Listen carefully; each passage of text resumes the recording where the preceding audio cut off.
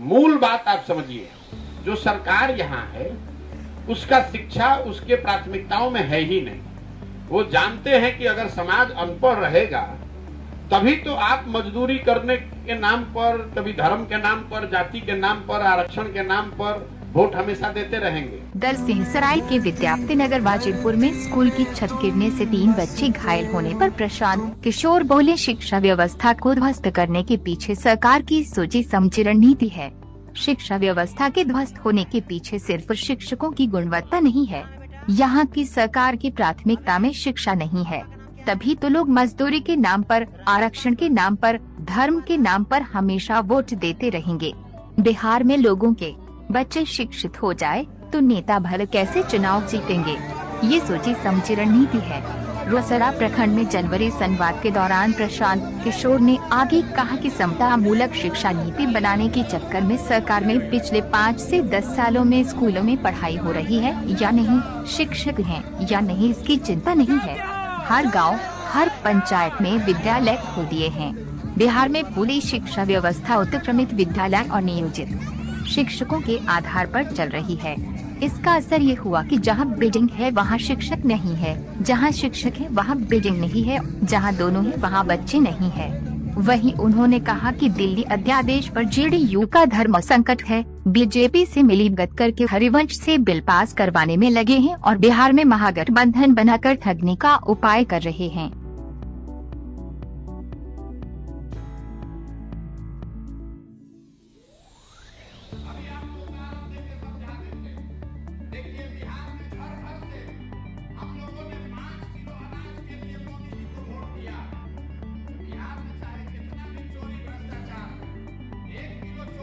तनख्वाह रोका जाता है, जिस तरह की स्थिति है पूरे बिहार में। मेरे भाई ऐसा है, मैंने आपको पहले बताया, शिक्षकों की गुणवत्ता वो एक महत्वपूर्ण पहलू है, लेकिन बिहार में शिक्षा व्यवस्था के ध्वस्त होने के पीछे सिर्फ शिक्षकों की गुणवत्ता नहीं है। आपने बताया कि शिक्षकों से दूसरा काम करा रहे हैं इसलिए विद्यालय में पढ़ाई नहीं हो रही है। मान लीजिए कि 1 मिनट को आपकी बात मान लेते हैं। आप हमको ये बताइए कि पटना में साइंस कॉलेज में क्यों नहीं पढ़ाई हो रहा है, पटना कॉलेज में क्यों नहीं पढ़ाई हो रहा है, लंगट सिंह कॉलेज में क्यों नहीं पढ़ाई हो रहा है, सीएम साइंस कॉलेज में पढ़ाई क्यों नहीं हो रहा है? वहां के शिक्षक तो दूसरे काम में नहीं लगे हुए हैं। मूल बात आप समझिए, जो सरकार यहाँ है उसका शिक्षा उसके प्राथमिकताओं में है ही नहीं।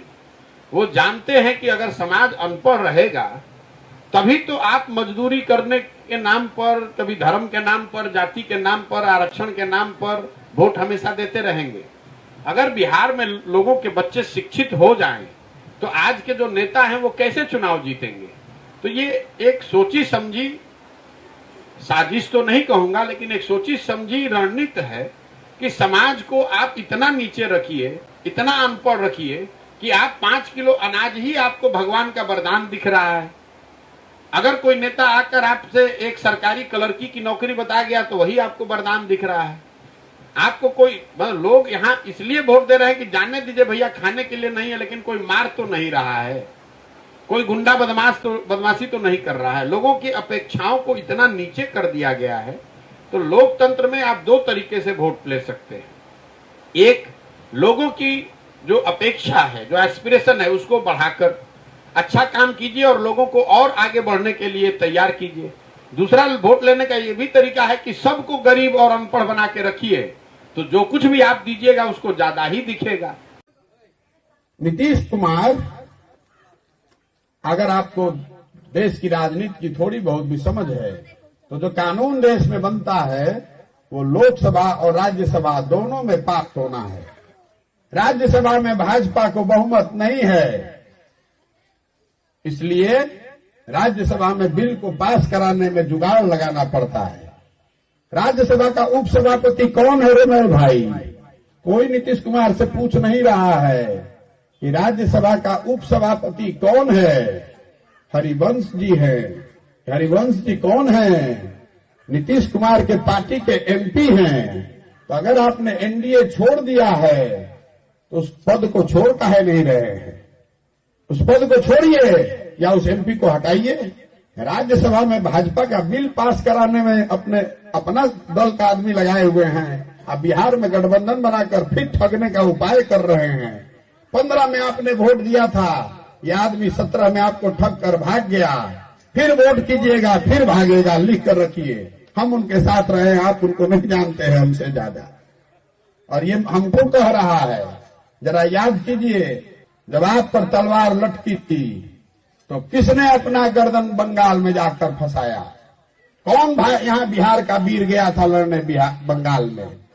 लालू यादव गए थे कि तेजस्वी यादव गए थे कि नीतीश कुमार गया था? कोई नहीं गया था।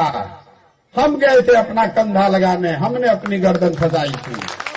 हमको कह रहा है कि हम भाजपा का बी टीम है और तुम भैया क्या हो, तुम अपने देख लो। अगर समाज में हमको सर्टिफिकेट देना पड़े तो हमको नहीं देना है सर्टिफिकेट। जिसके साथ रहना चाहते हैं आप रहिए, प्रत्यक्ष को प्रमाण की जरूरत नहीं है। हमने हराया है भाजपा को, ये तो लड़ रहे हैं, हमने लड़के हराया है।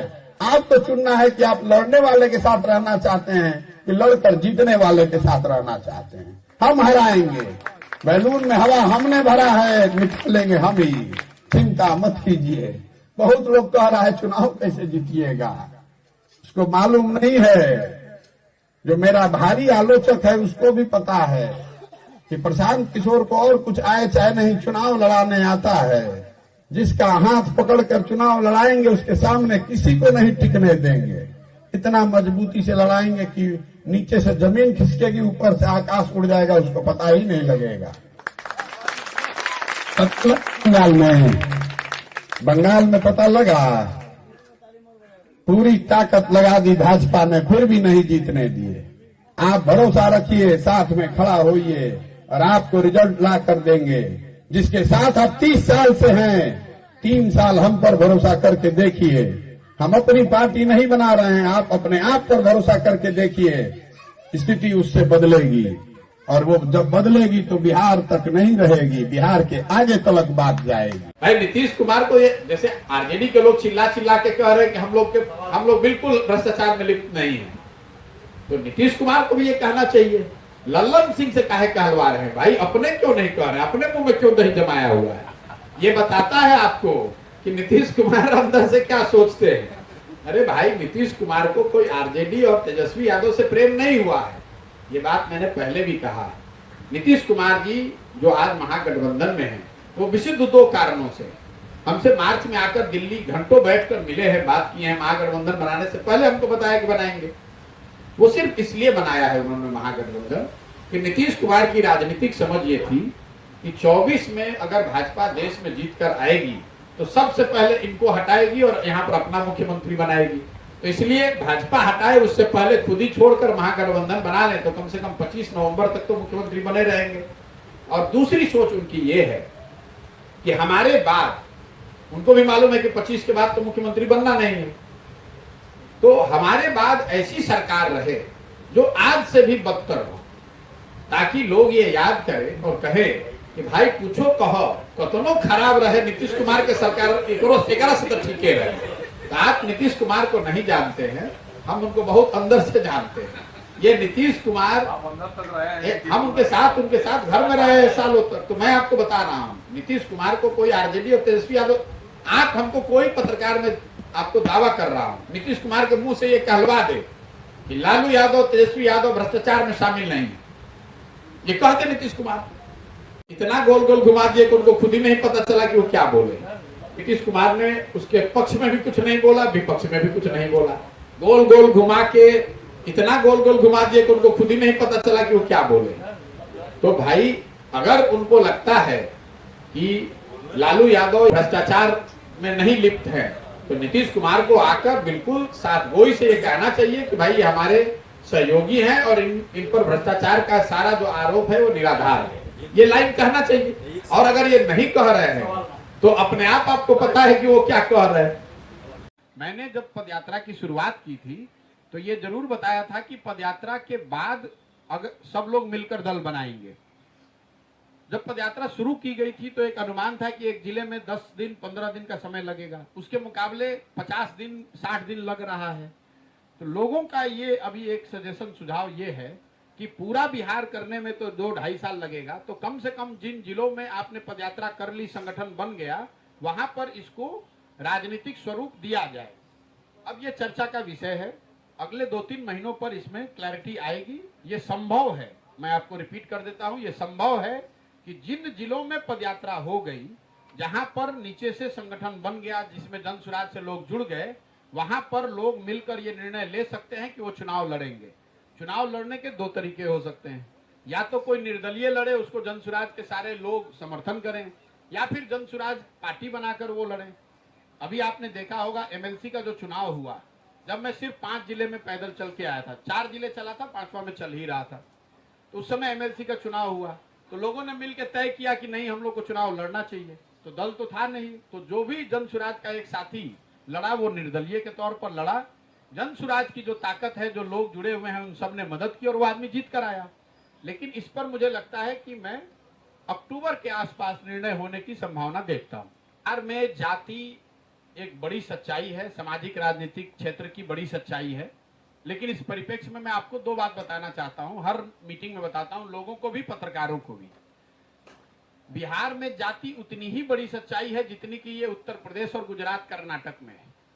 ये जो आप और हम मान लेते हैं कि जाति सिर्फ बिहार में ही है और जातियों पर सिर्फ बिहार में वोट पड़ता है, ये आपकी सोच ठीक नहीं है। दूसरी बात, हर व्यक्ति बिहार में जाति पर वोट कर रहा है, ये भी ठीक नहीं है। इसका मैं आपको उदाहरण भी रोज देता हूं। आप और हम सब लोग मानते हैं कि बिहार में भाजपा को वोट हो चाहे नहीं, मोदी जी के नाम पर वोट पड़ता है। तो मोदी जी के जाति के कितने लोग बिहार में रहते हैं? तो हर आदमी जो मोदी जी को वोट कर रहा है वो उनकी जाति को देखकर तो नहीं कर रहा है। तो जो ये परिकल्पना है कि बिहार में वोट करने वाला हर व्यक्ति जाति पर वोट कर रहा है, ये ठीक नहीं है। मैंने जब पदयात्रा की शुरुआत की थी तो ये जरूर बताया था कि पदयात्रा के बाद अगर सब लोग मिलकर दल बनाएंगे। जब पदयात्रा शुरू की गई थी तो एक अनुमान था कि एक जिले में 10 दिन 15 दिन का समय लगेगा, उसके मुकाबले 50 दिन 60 दिन लग रहा है। तो लोगों का ये अभी एक सजेशन, सुझाव ये है कि पूरा बिहार करने में तो 2-2.5 साल लगेगा, तो कम से कम जिन जिलों में आपने पदयात्रा कर ली, संगठन बन गया, वहां पर इसको राजनीतिक स्वरूप दिया जाए। अब ये चर्चा का विषय है, अगले 2-3 महीनों पर इसमें क्लैरिटी आएगी। ये संभव है, मैं आपको रिपीट कर देता हूं, ये संभव है कि जिन जिलों में पदयात्रा हो गई, जहां पर नीचे से संगठन बन गया, जिसमें जन सुराज से लोग जुड़ गए, वहां पर लोग मिलकर ये निर्णय ले सकते हैं कि वो चुनाव लड़ेंगे। चुनाव लड़ने के 2 तरीके हो सकते हैं, या तो कोई निर्दलीय लड़े, उसको जन सुराज के सारे लोग समर्थन करें, या फिर जन सुराज पार्टी बनाकर वो लड़े। अभी आपने देखा होगा एमएलसी का जो चुनाव हुआ, जब मैं सिर्फ 5 जिले में पैदल चल के आया था, 4 जिले चला था, 5वां में चल ही रहा था, तो उस समय एमएलसी का चुनाव हुआ तो लोगों ने मिलकर तय किया कि नहीं, हम लोग को चुनाव लड़ना चाहिए। तो दल तो था नहीं, तो जो भी जन सुराज का एक साथी लड़ा वो निर्दलीय के तौर पर लड़ा। जन सुराज की जो ताकत है, जो लोग जुड़े हुए हैं, उन सब ने मदद की और वो आदमी जीत कर आया। लेकिन इस पर मुझे लगता है कि मैं अक्टूबर के आसपास निर्णय होने की संभावना देखता हूं। बिहार में जाति एक बड़ी सच्चाई है, सामाजिक राजनीतिक क्षेत्र की बड़ी सच्चाई है, लेकिन इस परिप्रेक्ष्य में मैं आपको 2 बात बताना चाहता हूं, हर मीटिंग में बताता हूं, लोगों को भी, पत्रकारों को भी। बिहार में जाति उतनी ही बड़ी सच्चाई है जितनी कि ये उत्तर प्रदेश और गुजरात, कर्नाटक में है। ये जो आप और हम मान लेते हैं कि जाति सिर्फ बिहार में ही है और जातियों पर सिर्फ बिहार में वोट पड़ता है, ये आपकी सोच ठीक नहीं है। दूसरी बात, हर व्यक्ति बिहार में जाति पर वोट कर रहा है, ये भी ठीक नहीं है। इसका मैं आपको उदाहरण भी रोज देता हूं। आप और हम सब लोग मानते हैं कि बिहार में भाजपा को वोट हो चाहे नहीं, मोदी जी के नाम पर वोट पड़ता है। तो मोदी जी के जाति के कितने लोग बिहार में रहते हैं? तो हर आदमी जो मोदी जी को वोट कर रहा है वो उनकी जाति को देखकर तो नहीं कर रहा है। तो जो ये परिकल्पना है कि बिहार में वोट करने वाला हर व्यक्ति जाति पर वोट कर रहा है, ये ठीक नहीं है। मैंने जब पदयात्रा की शुरुआत की थी तो ये जरूर बताया था कि पदयात्रा के बाद अगर सब लोग मिलकर दल बनाएंगे। जब पदयात्रा शुरू की गई थी तो एक अनुमान था कि एक जिले में 10 दिन 15 दिन का समय लगेगा, उसके मुकाबले 50 दिन 60 दिन लग रहा है। तो लोगों का ये अभी एक सजेशन, सुझाव ये है कि पूरा बिहार करने में तो 2-2.5 साल लगेगा, तो कम से कम जिन जिलों में आपने पदयात्रा कर ली, संगठन बन गया, वहां पर इसको राजनीतिक स्वरूप दिया जाए।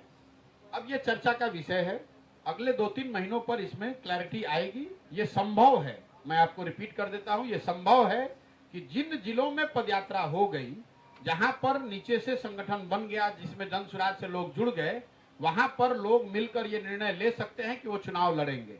चुनाव लड़ने के दो तरीके हो सकते हैं, या तो कोई निर्दलीय लड़े, उसको जनसुराज के सारे लोग समर्थन करें, या फिर जनसुराज पार्टी बनाकर वो लड़े। अभी आपने देखा होगा एमएलसी का जो चुनाव हुआ, जब मैं सिर्फ 5 जिले में पैदल चल के आया था, 4 जिले चला था, 5वां में चल ही रहा था, तो उस समय एमएलसी का चुनाव हुआ तो लोगों ने मिलकर तय किया कि नहीं, हम लोग को चुनाव लड़ना चाहिए। तो दल तो था नहीं, तो जो भी जनसुराज का एक साथी लड़ा वो निर्दलीय के तौर पर लड़ा। जनसुराज की जो ताकत है, जो लोग जुड़े हुए हैं, उन सब ने मदद की और वो आदमी जीत कर आया।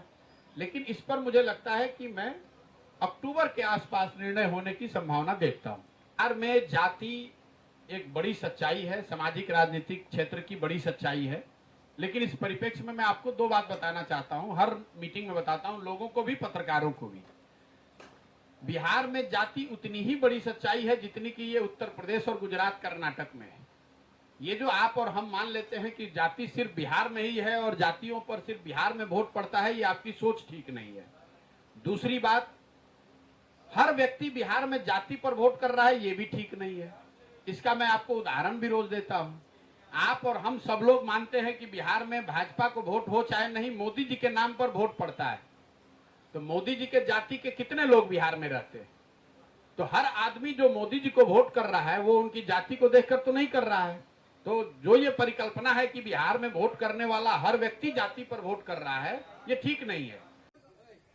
नीतीश कुमार, अगर आपको देश की राजनीति की थोड़ी बहुत भी समझ है, तो जो कानून देश में बनता है वो लोकसभा और राज्यसभा दोनों में पास होना है।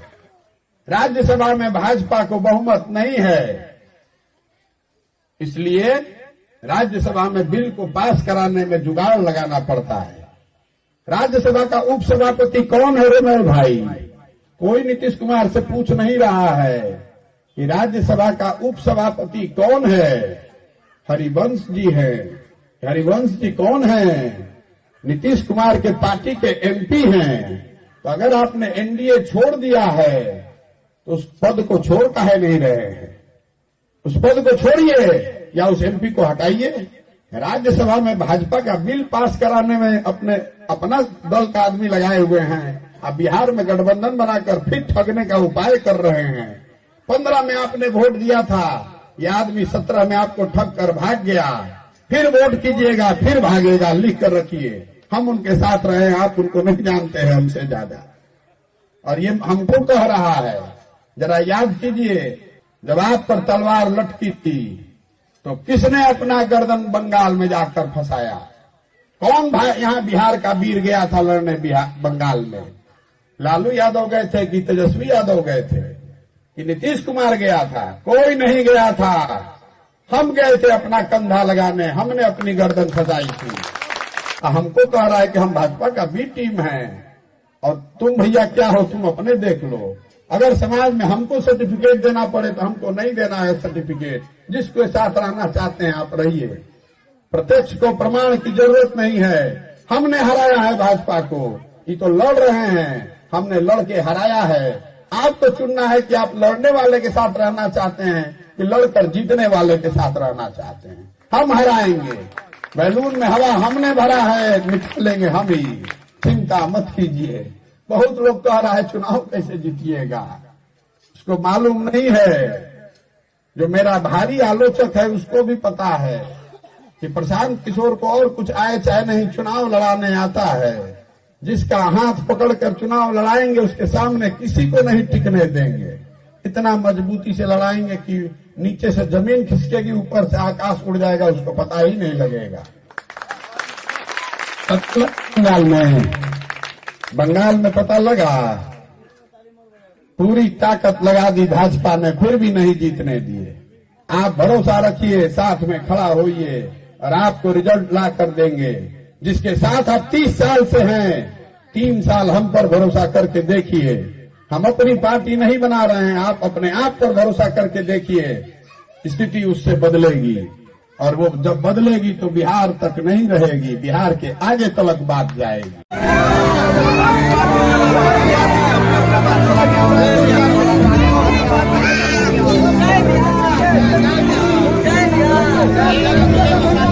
चलिए